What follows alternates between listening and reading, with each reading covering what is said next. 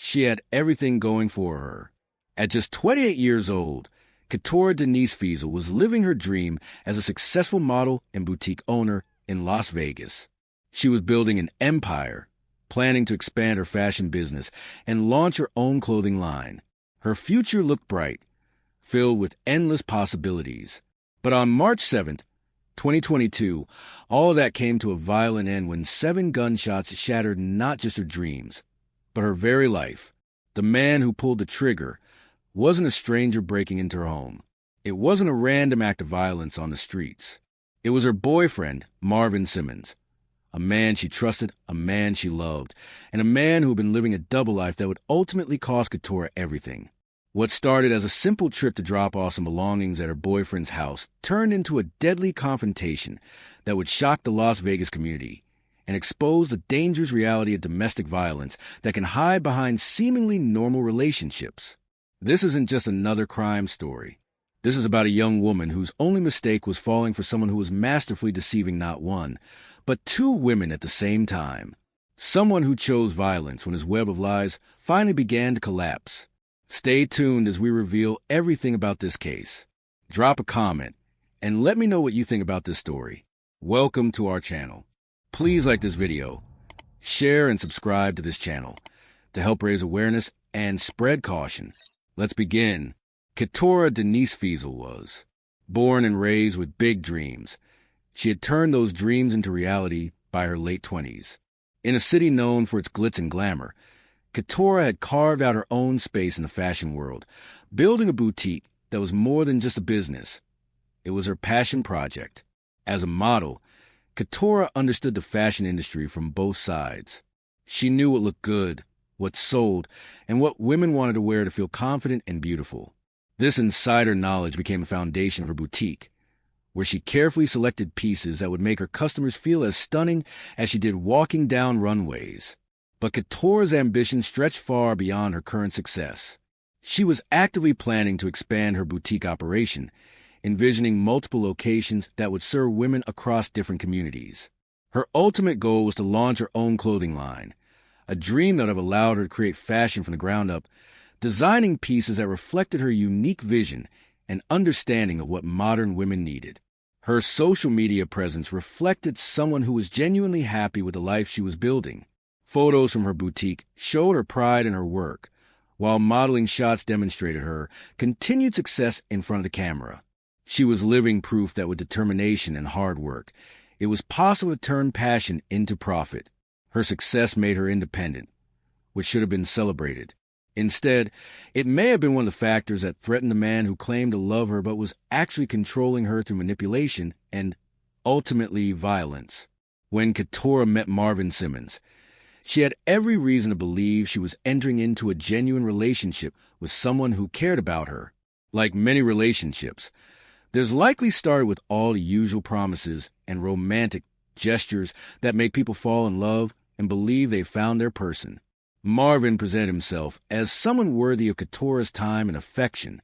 To her, he was her boyfriend, someone she could trust, someone she could build a future with, someone who supported her dreams and ambitions. She had no reason to suspect that while she was planning their future together, he was living an entirely different life with another woman. The relationship appeared normal on the surface. Ketora focused on her thriving business and modeling career, likely appreciated having someone in her life who seemed to understand and support her busy schedule. Marvin's behavior probably seemed caring and attentive when they were together, making it easy for her to overlook any inconsistencies in his availability or explanations for his time away. What Ketora didn't know was that Marvin was expertly managing 2 completely separate relationships. While she thought she was his girlfriend, another woman believed the same thing, and this other woman had given birth to his child. The level of deception required to maintain such a double life takes careful planning, constant lies, and a complete disregard for the emotional well-being of both women involved. Marvin's manipulation went beyond simple lying. He had to create believable reasons for his absences, manufacture explanations for why he couldn't always be available, and carefully manage his communications to ensure neither woman discovered the other's existence. This kind of sustained deception requires someone who is comfortable with lying as a way of life. Marvin wasn't just cheating. He was creating entirely false realities for both women, allowing each to believe she was in an exclusive, committed relationship. For Ketora, who was building her life with intention and honesty in her professional world, being involved with someone who was living such an elaborate lie must have been confusing once she began to discover the truth. The contrast between her straightforward approach to life and business and his web of deception would have been jarring. The relationship that Ketora thought she was in, honest, committed, supportive, was actually a carefully constructed illusion. Every moment of happiness, every plan they made together, every expression of love from Marvin was tainted by the fact that he was simultaneously creating the same illusions with another woman. This kind of manipulation is particularly dangerous because it creates a foundation of lies that, when threatened with exposure, can trigger extreme reactions from the person doing the deceiving. Marvin had invested significant time and energy into maintaining his double life, and the prospect of losing control over that situation would prove to be deadly. While Ketora believed she was Marvin's girlfriend, another woman was living under the exact same assumption. This wasn't a casual relationship or a brief affair. This other woman had given birth to Marvin's child, creating a bond and level of commitment that went far beyond dating.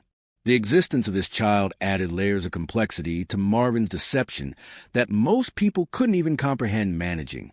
He wasn't just juggling two romantic relationships. He was actively involved in raising a child with one woman, while simultaneously maintaining a serious relationship with Ketora. The logistics alone would have required constant coordination and an exhausting level of dishonesty. This other woman, the mother of his child, had every reason to believe she was in a committed relationship with the father of her baby. She was likely planning their future as a family, making decisions about their child's upbringing, and trusting Marvin to be present and honest about his life and commitments. The fact that Marvin was comfortable maintaining intimate relationships with both women, while one of them was raising his child, reveals a level of compartmentalization that borders on sociopathic. He was able to be present as a father and partner in one context, while being equally present as a boyfriend in another, with no apparent conflict or guilt about the harm he was causing. When Ketora eventually went to Marvin's house on that fatal day, she was walking into a situation she couldn't have fully understood.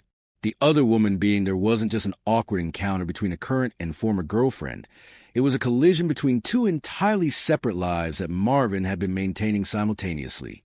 The presence of the mother of his child at his house that day created the perfect storm for violence. Marvin was suddenly faced with both women in the same space, his elaborate deception fully exposed, and his control over both situations completely lost.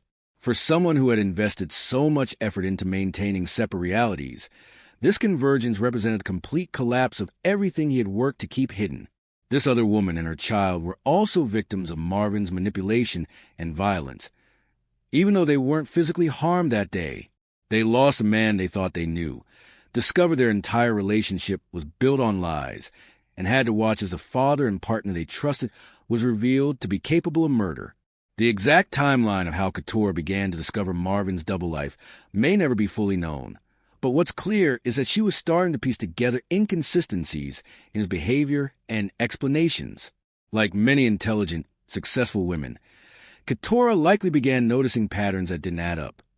Unexplained absences, changes in his availability, or responses that seemed rehearsed rather than genuine.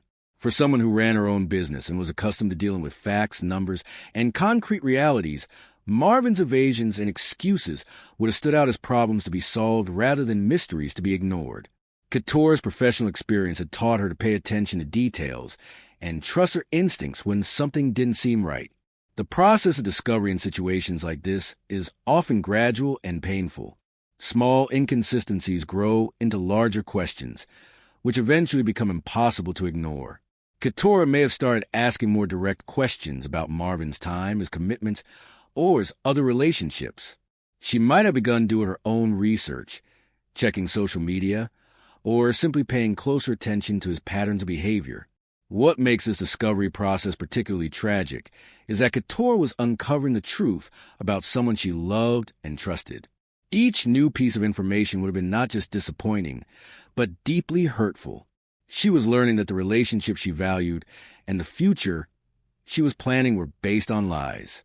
As a successful, independent woman, Ketora had options. She didn't need to stay in a relationship that was built on deception.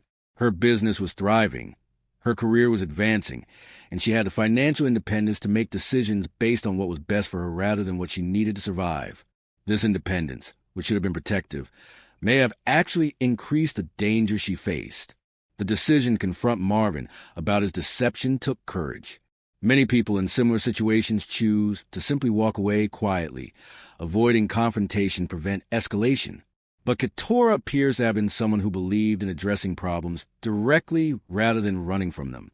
Her choice to end the relationship once she learned the truth demonstrates both her self-respect and her understanding that she deserved better than lies and manipulation. She wasn't willing to accept a relationship built on deception, even if it meant giving up someone she had cared about deeply. Unfortunately, her decision to be direct and honest in ending the relationship encountered a man who was willing to use violence to maintain control. Marvin's reaction to losing control of the situation and over Ketora specifically reveals that his feelings for her were less about love and more about possession and dominance. The tragedy is that Ketora's strength and independence, qualities that had made her successful in business and life, became threats to someone who needed to control and deceive to maintain his relationships. Her refusal to accept lies and manipulation was met with the ultimate form of control, violence. March 7, 2022, started like any other day, but would end with a vibrant young woman losing her life to domestic violence. Ketora had decided to go to Marvin's house to drop off some belongings, a simple task that people do every day when relationships end. She was likely trying to create closure and distance herself from someone who had betrayed her trust. What Ketora didn't know was that Marvin's other life was happening in that same space at that same time. The mother of his child was at the house, probably believing she was spending time with her partner and the father of her baby. The collision of these two worlds, which Marvin had worked so hard to keep separate, was about to turn deadly. When Ketora arrived at the house, she walked into a situation that must have been shocking and confusing. Seeing the other woman, there would have confirmed her worst fears about Marvin's deception, while also putting her in an awkward and potentially dangerous position. She was no longer just ending a relationship. She was witnessing the full extent of lies she had been living with. For Marvin, this moment represented a complete loss of control over a situation he had been managing through deception for months or possibly years. Both women were now in the same space. His lies were fully exposed, and there was no way to manipulate or explain away what was happening. The carefully constructed walls between his two lives had completely collapsed. Semblance of maturity, Marvin chose violence. The confrontation escalated quickly, and instead of allowing Ketora to simply leave with her belongings and her dignity intact, he made the decision to use deadly force. Marvin shot Ketora 7 times. 7 shots. This wasn't a single moment of lost control or a tragic accident.